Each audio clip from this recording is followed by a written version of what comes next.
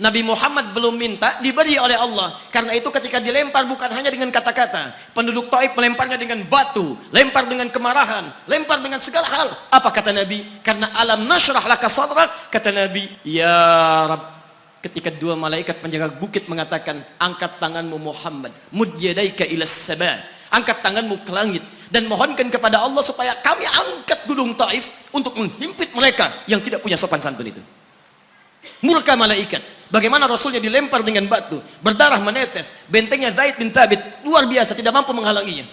Apa yang terjadi? Nabi, alam nashrah laka sadrak. Kalimat mulia mengalir di lisannya. La, mohon jangan lakukan itu.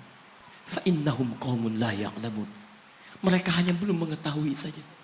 Saya bermohon kepada Allah, kelak di bumi Taif ini akan nampak laki-laki, perempuan, besar, kecil, tua, muda yang akan mengatakan beriman kepada Allah dan Rasulnya.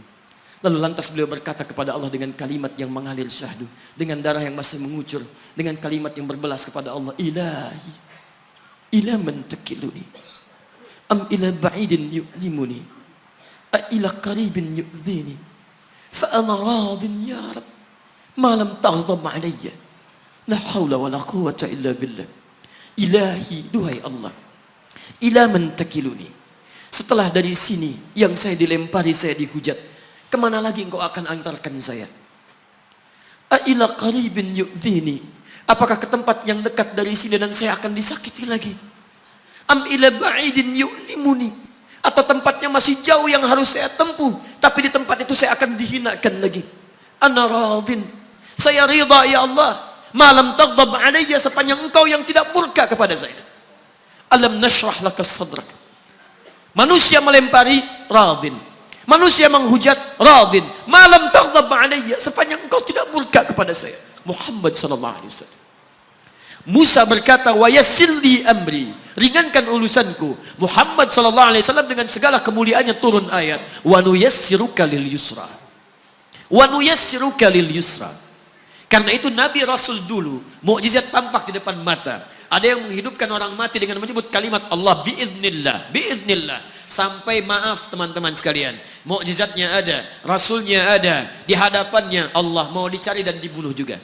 Muhammad sallallahu alaihi wasallam, wa nuyassiruka lil yusra. Tidak banyak mukjizat seperti nabi-nabi dahulu, dengan turunnya satu mukjizat beriman kepada beliau sallallahu alaihi wasallam, bahkan nyaris orang-orang yang tidak pernah melihatnya. Lihat umat masa lalu.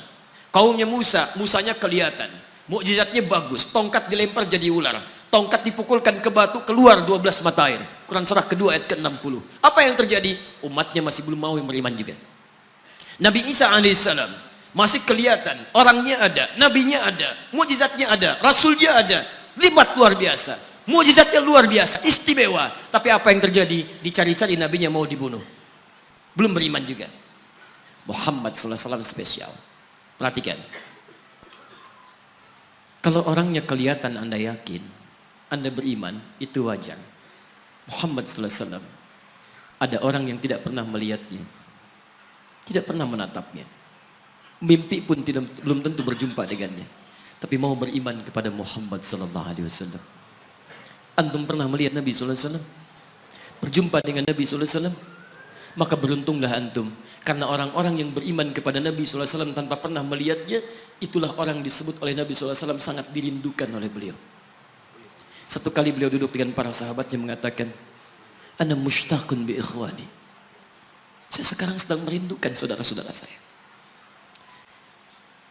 Kata sahabatnya, alasna ikhwanak ya Rasulullah, bukankah kami saudara-saudaramu? Kata Nabi, bal antum ashabi, kalian itu bukan saudara-saudaraku, kalian sahabat-sahabatku. Ikhwani humul ladzina lam yarawni walakinnahum yu'minuna bi. Saudara-saudaraku itu adalah orang-orang yang tidak pernah melihatku, tapi mereka mau beriman kepadaku. Jadi kalau Nabi saja merindukan antum, kenapa antum tidak merindukannya? Kalau Nabi menantikan kita di surga, kenapa kita tidak menjemput penantian itu? Karena itulah Muhammad SAW akan menjemput umatnya di surga, dan tidak melangkahkan kaki ke dalamnya sebelum berkumpul umatnya dibimbing beliau oleh SAW ke surga. Allahumma salli wa sallim wa barik alaihi. Allahumma salli wa sallim wa barik alaihi. Allahumma salli wa sallim wa barik alaihi.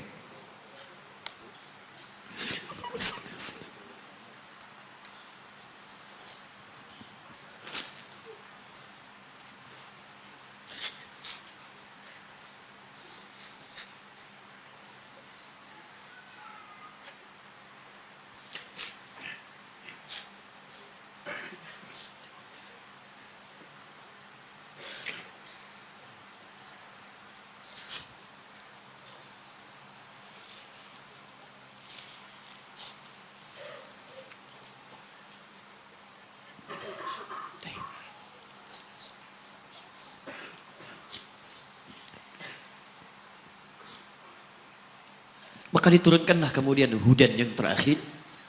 Diharapkan dengan hudan ini mengantarkan semua umat Muhammad SAW yang mau beriman dan mengikutinya ke surga.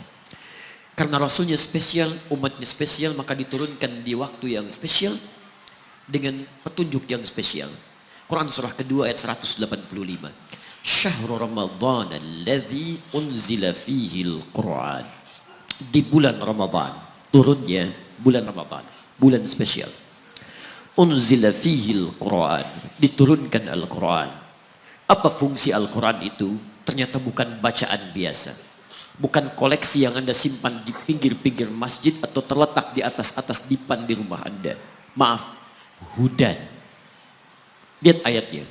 Syahrul Ramadan alladzi unzila fihi al-Quran hudan. Hudan. Petunjuk kita. Sumber kebahagiaan kita. Sumber ketenangan kita. Sumber capaian terbaik alam kubur kita. Dan petunjuk yang akan mengantarkan kita ke surga. Dan hebatnya, kalau yang umat-umat dulu itu terbatas sifatnya. Tidak pernah disebutkan linnas. Suhuf. Suhuf Ibrahim wa Musa. Daud untuk kaumnya, Musa untuk kaumnya, Isa untuk kaumnya. Tapi Muhammad SAW hudannya linnas untuk semua manusia.